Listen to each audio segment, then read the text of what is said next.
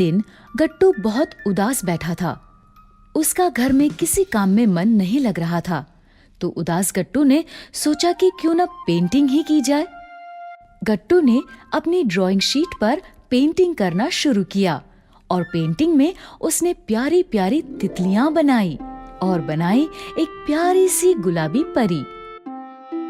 गट्टू painting करते हुए भी न जाने किस बात को लेकर उदास था। तभी गट्टू की आंख से एक आंसू टपककर उसकी पेंटिंग में बनी हुई परी पर गिर गया। आंसू गिरते ही उस पेंटिंग में से खूब सारा गुलाबी धुआं निकला।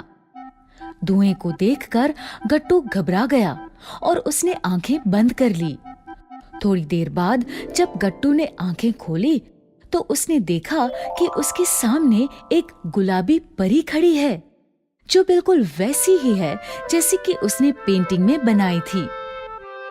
गट्टू ने उससे पूछा, तुम कौन हो? मैं मैं हूँ कैंडी, वही गुलाबी परी जो तुमने अभी अभी बनाई थी। गट्टू आंखें फाड़ फाड़ कर अपनी पेंटिंग को उस परी से कंपेयर करने की कोशिश करता है। अरे हाँ, तुम तो यही हो, गुलाबी परी। लेकिन तुम यहाँ क्यों आई हो? जो बच्चे उदास होते हैं, मैं उन्हें पिंक कैंडी देने चली आती हूँ। गट्टू के चेहरे पर एकदम से स्माइल आ जाती है। सच? तुम मुझे पिंक कैंडी दोगी? लेकिन उससे पहले तुम्हें मुझे बताना होगा कि तुम इतने उदास क्यों हो। गट्टू का चेहरा फिर उदास हो जाता है और गट्टू कहता है, मम्मी कहती है कि मम्मी इस बार मुझे नानी के घर नहीं ले जाएंगी। क्यों? इस बार मम्मी केवल चिंकी को साथ ले जा रही हैं। और ऐसा क्यों? क्योंकि मम्मी कहती है कि तुम बहुत बिगड़ गए हो गट्टू। ना ही बड़ों की बात मानते हो और ना ही उनका सम्मान करते हो। इस बार मैं तुम्हें नानी के घर नहीं लेकर जाऊंगी। चिंकी, चिंकी, कुछ करो ना, नहीं तो माँ इस बार मुझे नानी के घर नहीं लेकर जाएंगी। फिर मैं नानी के बगीचे के अमरूद और जामुन कैसे खाऊंगा? गट्टू, इस बार माँ तुमसे बहुत नाराज है। लगता है इस बार सच में माँ तुम्हें पापा के पास छोड़ के जाएंगी। रो मत गट्टू। एक काम करो, तुम अपना हॉलिडे होमवर्क पूरा कर लो। हो सकता है माँ खुश होकर तुम्हें अपने साथ ले जाए। और अगर फिर भी नहीं ले गई तो फिर अब कोई चमत्कार ही तुम्हें नानी के घर ले जा सकता है। चिंकी कहती है कि अब कोई चमत्कार ही मुझे नानी के घर ले जा सकता है। चिंकी बिल्कुल ठीक कहती है, तो चलो चमत्कार करते हैं।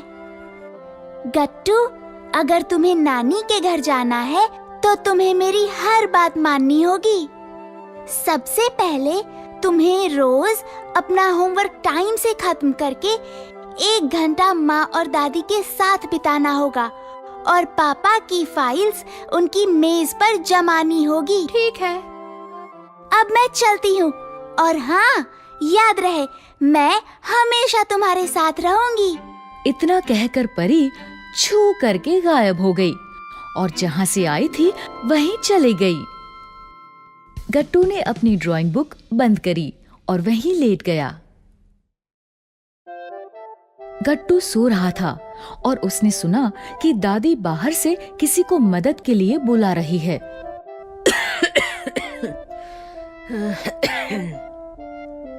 कोई है चिंकी? गट्टू। गट्टू ने दादी की आवाज अनसुनी कर दी और फिर सो गया कि तभी गट्टू को एक और आवाज आई। उठो, उठो गट्टू। गट्टू को समझ नहीं आया कि ये आवाज कहाँ से आई और किसकी है। फिर उसका ध्यान उसकी पॉकेट पर गया। ये क्या? परी गट्टू की पॉकेट में बैठी थी। मैंने कहा था ना कि मैं हमेशा तुम्हारे साथ रहूंगी। जाओ, बाहर दादी तुम्हें बुला रही है। लेकिन बाहर गया तो दादी पक्का मुझे कोई न कोई काम बता देगी। गट्टू, चमत्कार होते देखना है ना। इतना सुनकर गट्टू तुरंत उठकर बाहर जाता है। गट्टू, गट्टू, मेरे दूध का टाइम हो गया। घर में कोई नहीं, जरा मुझे दूध ला दो। गट्टू चलो किचन में। लेकिन ये तो ठंडा है। माँ ने गैस जलाने को मना किया है। अब मैं क्या करूं? दादी को भूख लगी है। अरे ये क्या? तुम्हें जादू भी आता है? एक काम करो, दादी से कहो कि आज वो ये छाछ पी ले। ये सही रहेगा। और छाछ तो ठंडी ही पी जाती है। अच्छा हुआ तुम मेरे लिए छाछ ले आए गट्टू। मेरा कल से छाछ पीने का बहुत मन कर रहा था।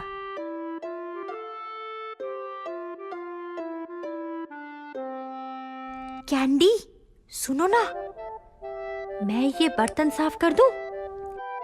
नहीं गट्टू, तुम अभी छोटे हो, इसलिए इस काम में मैं तुम्हारी मदद कर देती हूँ। ठीक है, तब तक मैं ये सामान फ्रिज में जमा देता हूँ। मम्मी देखकर बहुत खुश होंगी। एक दिन घर पर दादी और गट्टू के सिवा और कोई नहीं था। चिंकी और गट्टू के मम्मी पापा बाजार गए हुए थे कि तभी गट्टू को बाहर से दादी के खांसने की आवाज आई।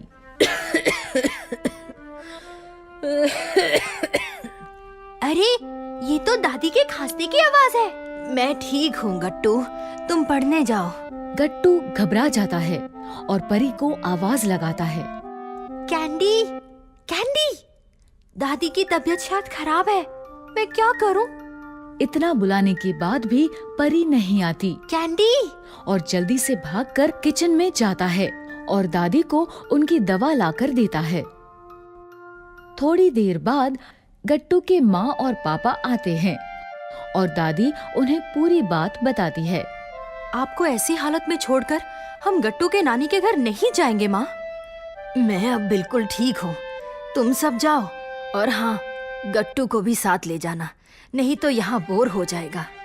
नहीं दादी, हम आपको इस हालत में छोड़कर कहीं नहीं जाएंगे। इस बार हम गर्मियों की छुट्टियाँ आप ही के साथ मनाएंगे। गट्टू ठीक कह रहा है माँ, छुट्टियों का मजा तो घर पर भी उठाया जा सकता है। गट्टू, हमें तुम पर गर्व है कि तुमने आज अकेले अपनी दादी का ख्याल रखा। गट्टू, ये तो सच में चमत्कार हो गया। और इस तरह सच में चमत्कार हुआ।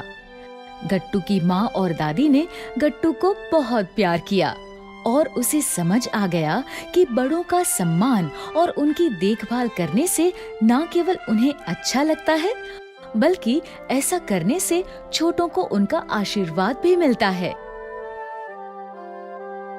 कहानी का सार ये है कि हमेशा बड़ों का सम्मान करना चाहिए।